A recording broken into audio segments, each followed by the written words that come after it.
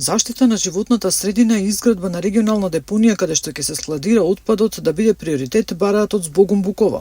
Од граѓанската иницијатива апелираат до сите кандидати за градоначалници да се заложат и да стават акцент на депонијата Буково, која години наназад се пали и го загадува целиот регион. Ги гледаме на некоја превртна точка кандидатите за градоначалници во Скопје, на пример, каде што веројатно населението е малку по сензибилизирано на темата и малку повеќе ја покажува таа сензитивност кон прашањата.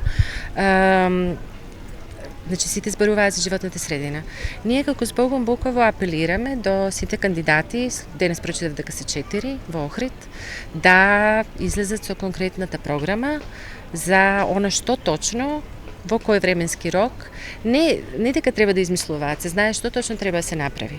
Апсолутно не треба да прават нови планови. Значи, со не ветување, него заложба дека ќе се зафатат, дека тоа ќе биде приоритет. Бидејќи Охрид минатата зима знаевме каква беше ситуацијата. Оваа зима нема да биде поразлична. Дивите депонии се закани за Струга, каде мештаните често алармираат за тешка миризба која што го загрозува нивното здравје.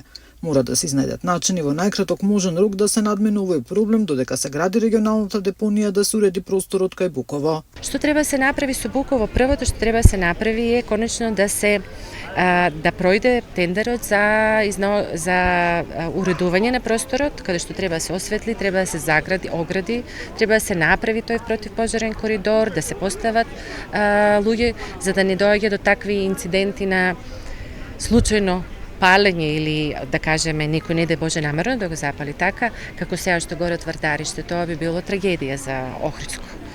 Ние нема да можеме да се справиме со таков пожар. Тоа е ризик кој што секој треба да го знае и разбере, затоа и се зборува за тоа оградување и обезбедување на Буково, а се уште не е направено и така да апелираме тоа да се направи во најбрз можен рок. Екологистите бараат трајни одржливи решенија за дислоцирање на депониите од населените места со што ќе се заштити здравјето на граѓаните. Нина Ритоновска, Сител телевизија.